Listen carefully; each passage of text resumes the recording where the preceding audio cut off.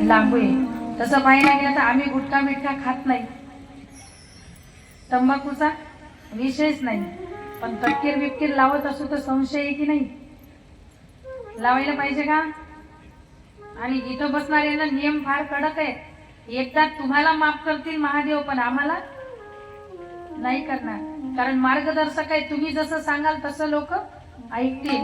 समजा एखाद्याला म्हणण्यापेक्षा व्यासपीठावर असणाऱ्यांना पण सवय असते, बसायच्या पहिले चुना लावायचा, तंबाखूला तोंडात टाकायची, मग कथेला सुरुवात करायची।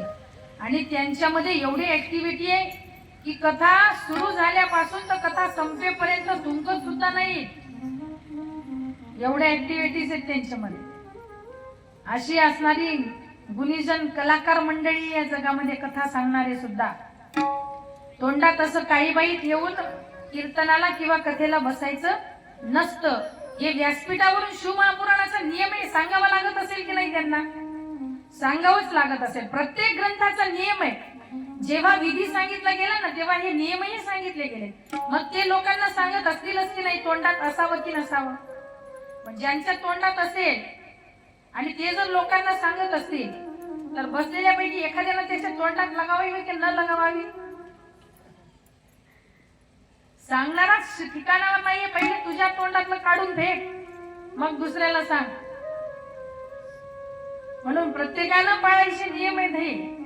जसं ऐकणाऱ्यांनी पाळायचे तसे सांगणाऱ्यांनी सुद्धा पाळायचे। सांगणारे जागेवर नाही राहिले तर सांगणारेच व्यसन करून बसत असतील व्यासपीठावर। आणि असे खूप नग आहेत या जगामध्ये, नाहीयेत असं नाही, पाहिलेत आमच्या डोळ्याने। म्हणून पुण्य होत नाही आपल्याकडून, किंवा पाप तरी करू नये माणसाने। ज्यांना माहिती नाही त्यांना माहिती होण्यासाठी प्रत्येक कथेच्या सुरुवातीला हा नियम सांगायचा असतो। आणि म्हणून जे जी चांगली कर्मे घडतील, जेवढी आपल्या हातून तेवढी करण्याचा प्रयत्न करायचा। नमस्कार येतानाही आणि जातानाही करायचा असतो।